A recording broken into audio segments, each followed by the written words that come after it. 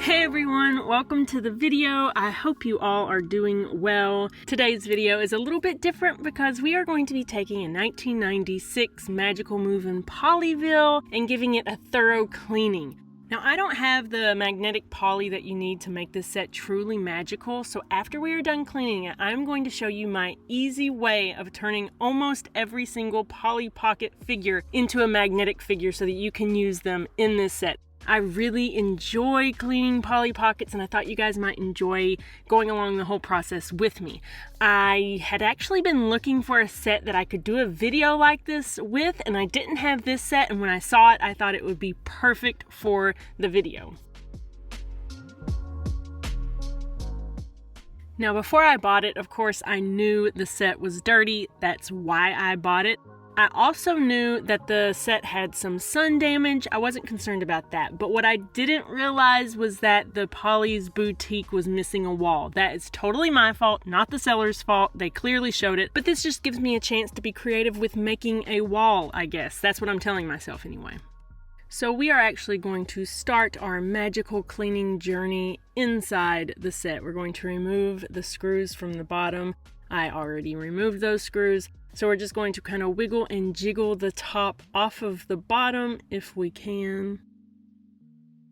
There we go, and we expose the inside, which you can see is pretty dusty and dirty, needs a bit of cleaning.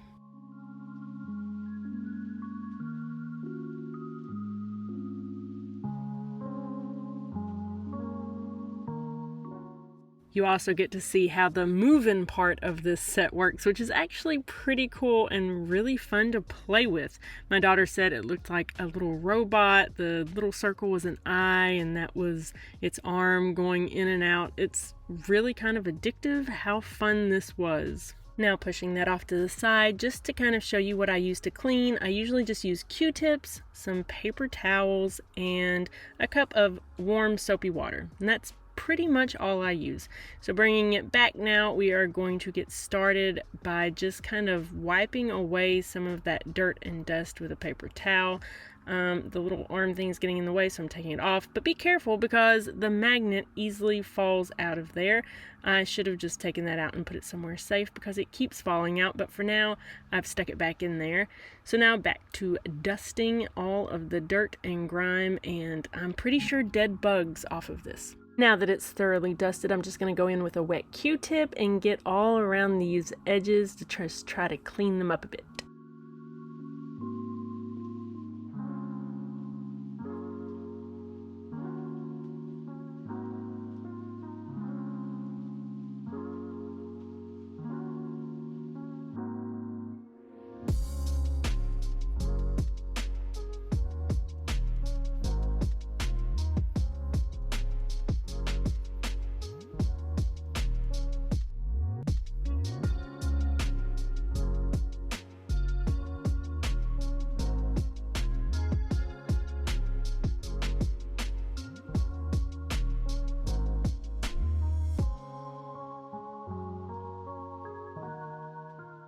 Now this was definitely starting to look pretty good. It had come a long way from what it was, but that little grate right there, that was kind of annoying me because there's a lot of stuff stuck in it that I couldn't clean out. So I ended up getting some compressed air and just spraying it to get all of that dirt out. Looks much better. Now doing the outside of the bottom plate, just wanted to give it a quick cleaning. It wasn't very dirty, but just really making sure everything is nice and clean. Now we get to move on to the little arm part of the playset. It's very, very dirty and needs a really good cleaning. Here is the little magnet. This was giving me a lot of trouble when I first got the set because the magnet was actually falling out of this little blue part. It was getting stuck to other magnets in the set, so that's why I had to open it up. I ended up gluing it back into the piece. This is where it goes. I don't know if originally the whole thing was glued inside of the arm, but I didn't glue that part. Here I'm just spraying it out, and look, the little magnet shot out with the air. Why did I not just put the magnet away? I don't know. I just kept spraying, decided to spray and get as much dust off as I could before giving it a scrub.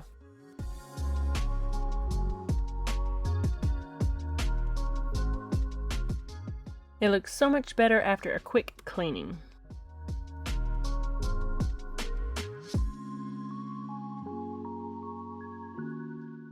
Now we get to the underside of the playset. I was just spraying out some of the dust. It wasn't really very dirty under there. Later I did end up wiping it down a little bit with Q-tips just to get in little spaces that had a little bit of dirt.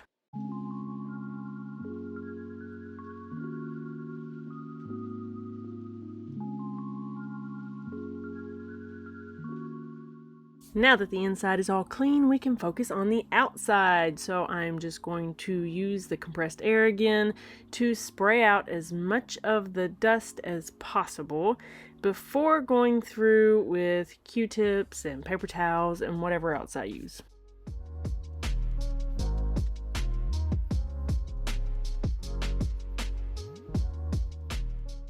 Spinning the dog with the air was just a little bit too much fun. Now I just began the long process of cleaning everything off with a wet, soapy Q-tip. It took a lot of work, a lot of time, and a lot of dirty Q-tips in the end.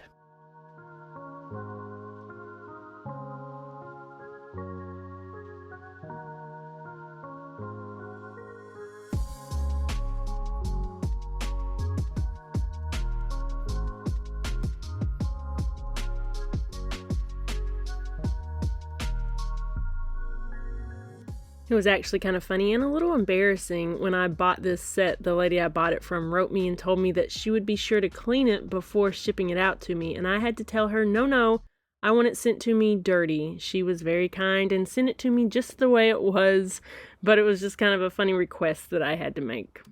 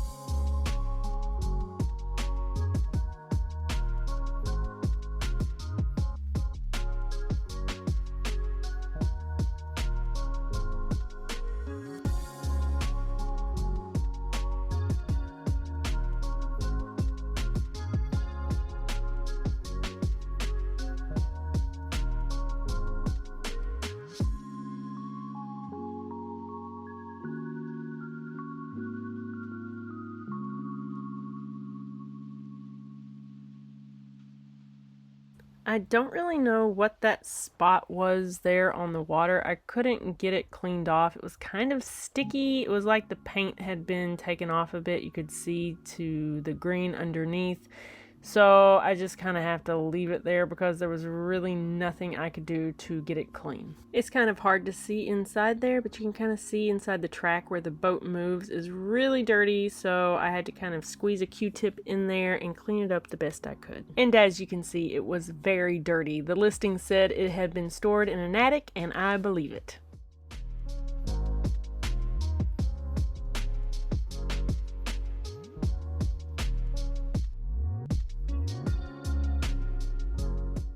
The boat was kind of tricky to clean because I didn't have enough hands to hold it steady, so I just kind of had to clean it the best I could. But you know what? This is a boat. It lives outside. It's gonna be dirty.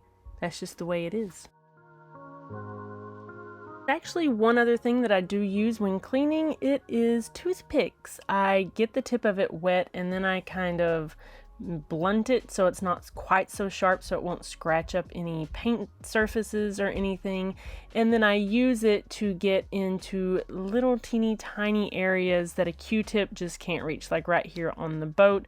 I couldn't get that with a Q-tip, so I could just use a toothpick to get all of those little bits out. It works really well and it's very handy.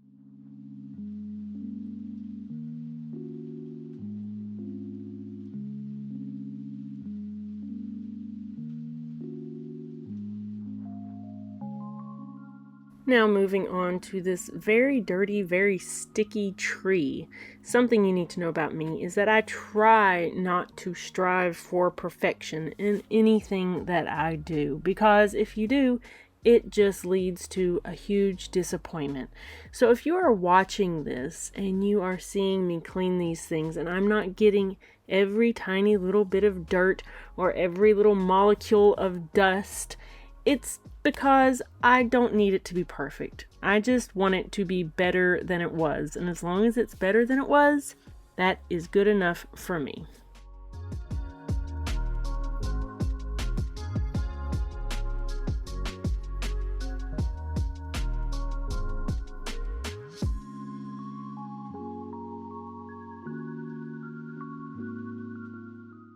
The swing on the tree was very, very sticky, and no matter how much I cleaned, I could not unsticky it. But that's okay, it's fine. It'll just stay sticky. I'm assuming maybe it's from the paint kind of breaking down, probably from storage or in the heat or whatever. So it's just a sticky swing. I'm okay with it.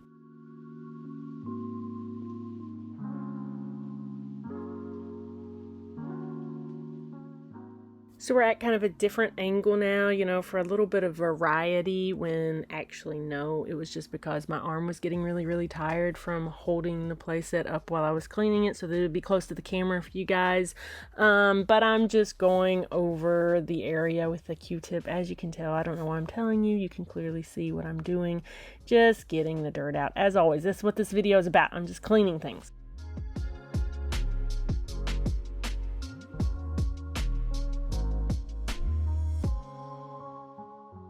Now for this little whirly twirly majig at the park over here, my method was just put as much water in each little spot as possible and then just kind of dry it up with the dry end of a Q-tip. It seemed to work pretty well.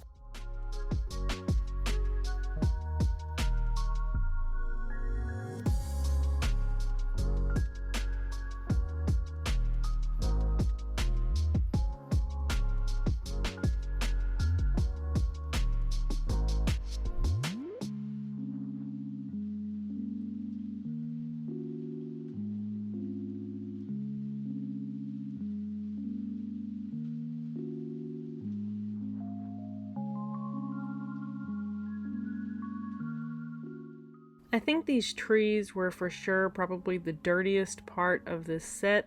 I tried and tried and cleaned, and even though I cleaned for what felt like forever, they still didn't come completely clean.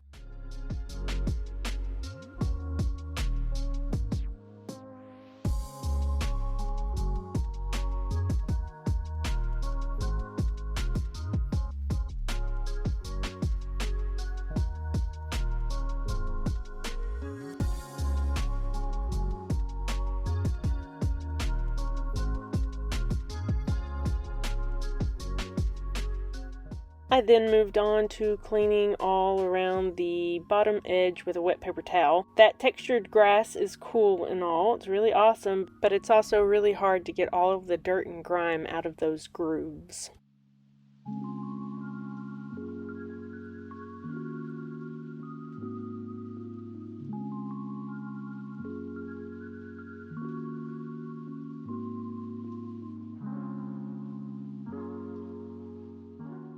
Somehow I forgot to clean this little guy, this little ice cream stand thing over here. He is so cute. I don't know why I'm calling it a he or talking about it like it's a living thing. I think just because that little flap opens up, it's like a little mouth or something. I don't know. But here you go, little guy. You're all clean now. I had finally made it to the point where I could turn my cleaning towards the buildings, which means we were almost done cleaning. I was going to start on the outside and work my way inside, only 2 buildings to clean, which meant we were very close to the end, which I was very happy for because this had been taking forever.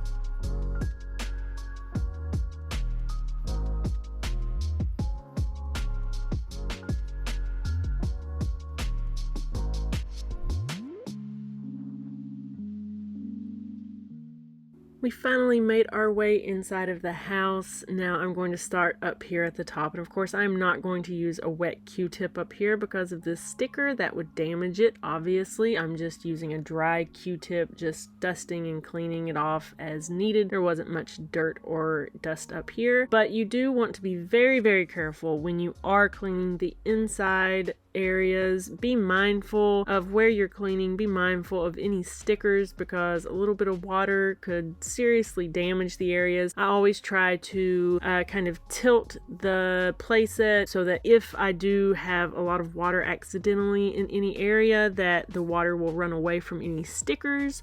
I never want it tilted towards a sticker. So just be very careful, go slow, be mindful of what you are cleaning and what is near the area you are cleaning.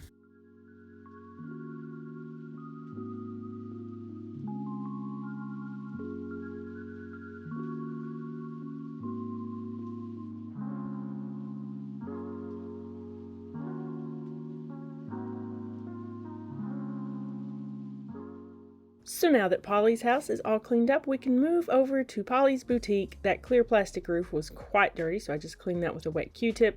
And the gold part of the roof to the left there, I don't know what the spots were on that, but it wasn't coming off very easily, so I just did the best I could.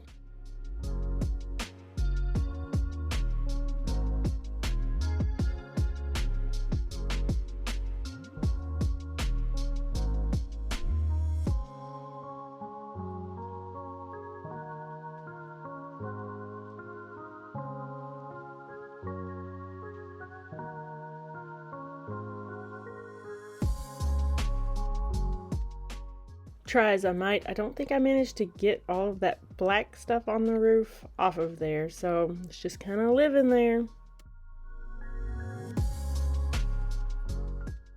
Moving inside Polly's boutique, this is almost finished. So exciting. So I know that some of these areas probably would have gone a lot faster with a paper towel. I'm just being very careful with this set. Using a Q-tip means I'm only cleaning a tiny area at a time so that I can minimize any accidental spills of a ton of water or something that would ruin stickers and whatever. So yeah, I probably made this harder for myself by using a Q-tip in some spots, but I try to be very cautious when it comes to cleaning my Polly Pockets.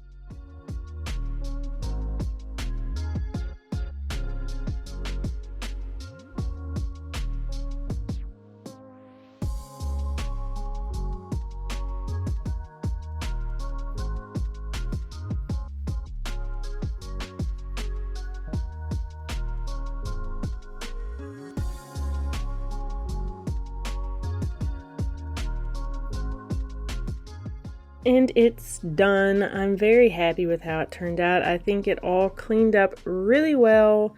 Some spots are, of course, still a little iffy, but what can you do? This set is old. It's gonna have some problems. The trees turned out pretty good, except for some of those hairs that are still stuck on there and look like thneed trees or something. Boutique looks great, and I think I just realized that there were 2 mirrors in there. I didn't even realize that before. Little phone booth, cute, tree, awesome. The playground looks wonderful. I'm just happy with all of it and so excited that it is finished. Now that it's clean, the only thing left to do is put it all back together. So we put the little arm thingy, robot, whatever you want to call it, back in there. We put the top back on, and then we will just put all of the screws back in. Now that the set is clean and put back together, we can talk about my idea for a magnetic Polly. Now, obviously this is a normal Polly.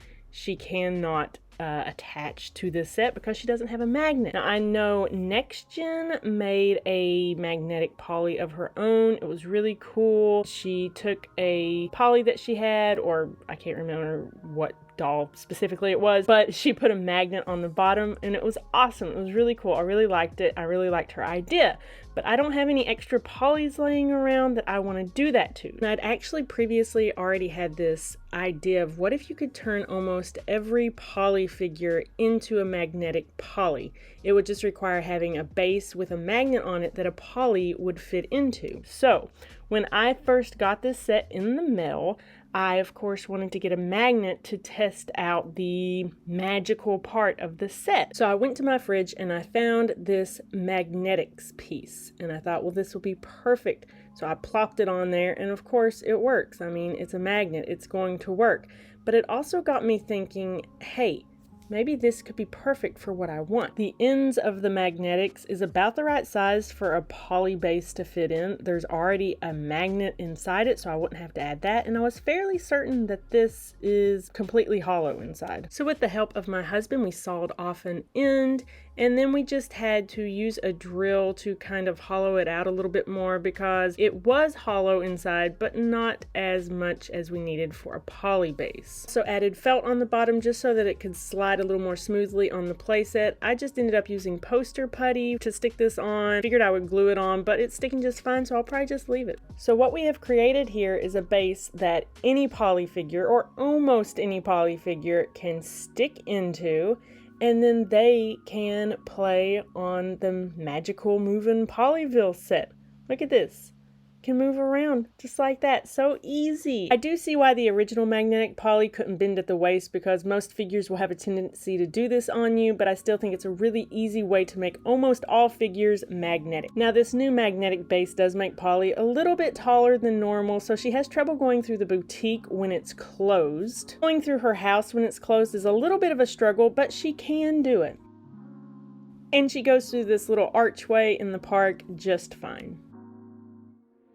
Also goes under this little archway next to her house just fine. I don't know why I didn't show it, but yeah, she works just as a normal magnetic poly would. There she is in her kitchen getting something out of her fridge, and she's a little tall for the bed, but she still works. I mean, her head is kind of on the headboard, but whatever, it works.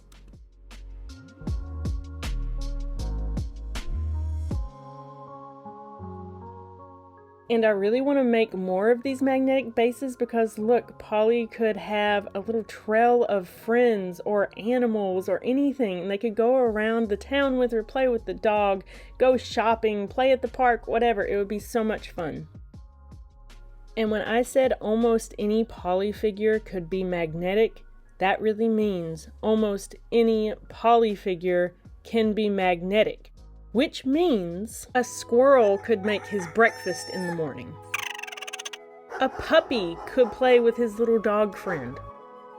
Or a cat could taunt the dog. A very floppy princess could go shopping for some new dresses. A baby could play in the park totally unsupervised. And a panda could call for an Uber boat. The options are almost limitless and I'm pretty excited about it. I hope you guys have enjoyed cleaning this set with me. I hope you liked my easy way of making almost every Polly figure magnetic. If you end up using this method, please let me know. I'd love to know that this was helpful for you, or if you come up with your own ideas of how to make magnetic figures, I would love to hear that as well. Again, I really hope you guys enjoyed this video. I hope you are having the most awesome day ever, and I hope I will see you in the next video. Thank you so much for watching. Bye.